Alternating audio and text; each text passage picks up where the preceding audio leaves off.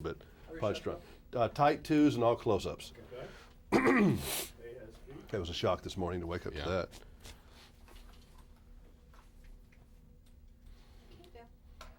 Well, Ivan, this movie definitely works. And did you know, sometimes when you're making a movie, I know you're laughing and having a good time and sweating over the making of one, but can you tell when you got it going and you're in the middle of it? What you can tell is whether scenes work. Mm-hmm. What you don't know ever until you really look at it all finished is whether the thing holds up as a totality.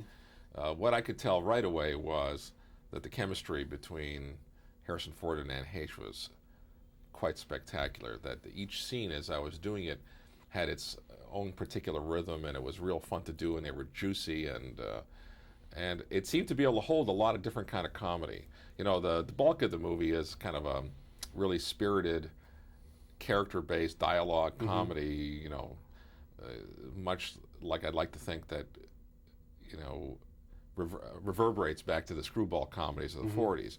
And plus, there's some good physical gags and stuff. You know, it felt even in a good way old-fashioned. I felt like I was watching some really old famous movie star, another old famous movie star doing some movie, Lost in Paradise or something like that. It felt that way, and it was a good feeling. Yeah, I purposely wanted to sort of make it a nouveau old-fashioned movie. I think it's I love those movies. When I was growing up, that we saw at the end of the 40s and the 50s, they were sort of glamorous, and they sort of evoked the kind of, you know, yearning for beauty in their audience. And I thought, well, there must be a way of doing that today without being silly about it and without feeling old-fashioned.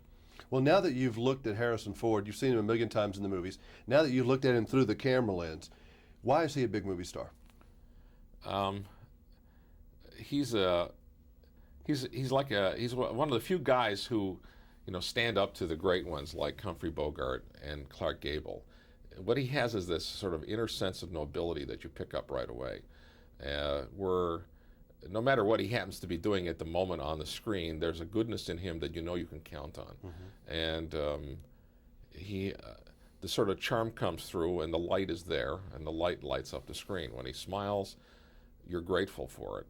And it's kind of like John Wayne in that I don't think audiences would allow him to be a bad guy. Yeah, I think it would be impossible, I think. I mean, he could certainly play it. You know, he did that one film for Peter Weir where... Oh, where he was looking for the wife. Was that the one? No, when he was, not Witness. No, he's a good guy in Witness. That's true. The Peter Weir film where he goes off with his family on a... Mosquito Coast, where he's quite nasty, and it's very hard to take. It's a really brilliant movie, actually, and almost impossible to watch. You know, there aren't many actors that can really do that. I mean, John Wayne, they wouldn't let do that. Harrison Ford, and most people can, you know, play a mean guy every once in a while. Mel Gibson can, Costner, and some of those other guys. But it's just, he really is the quintessential hero. Yes, and it just pours out of him. And he's very smart about the characters, I think, that he plays. Sort of, I think he has that sense about himself of what's right for him and what's not. And Anne seems to be a natural comedian. Well, she's a great actress, and you know, has sort of been known mostly for her dramatic work. She's not that well known, period. And I just sort of wanted someone with sort of fresh moves for this film. I also wanted someone who was going to hold the screen equally with one of the biggest movie stars in the world. That's a tough job. That's a very tough job, especially for someone you've not seen and before. Most of the women that have gone against him kind of get lost. I'm not going to name names, but I mean, they hold their own to a point, but it's never feeling like they can challenge him. Well, I wanted to create electricity. And they had that. Yeah, and so that's the hardest thing. People talk about, you know, chemistry. What's chemistry? And chemistry is you either have it or you don't have it together, and you can't manufacture it. And from the first moment that she auditioned, I remember actually she came in the very first time. She was one of the first people who read with Harrison, and we videotaped it, and she left the room, and I turned to Harrison. I said, you know, this is going to be strange, because she was the second person. I said, I think she can do it. I think this is the one. And he said, she's only the second person we read. And I said, look, let's look at the tape together. And we interrupted the readings to take 5 minutes to watch it, and there it was. I mean, he said, oh, yeah. Because she had this way of getting under his skin right from the first moment. And she was very fearless. Did you find, and you've been doing this a long time, and I'm sure you could sense, Harrison's kind of a director in his own way, but he won't ever allow himself to be a director. He could do it easily, couldn't he? I think he could. I think he's very perceptive and very knowledgeable about what goes on a set. He's got very good ideas. I mean, I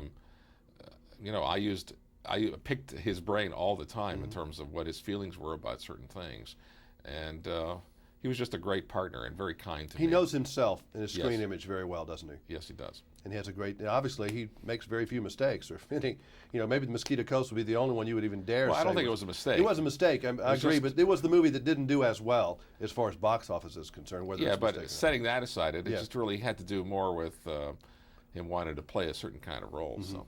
That's interesting. Now, what's this I hear about Ghostbusters rearing its head again? Have you? That came out in some press report this week. I know that you're about the fourth or fifth person who's asked me about it, and I don't even know where it's coming from. Well, no, Aykroyd's from. mentioned it a couple times. He's interested if he can come up with an idea. Yeah. And I don't think Bill's interested particularly for whatever Bill, the world that Bill operates in. I can't imagine how he would be. But is that something you would think about if the script was there?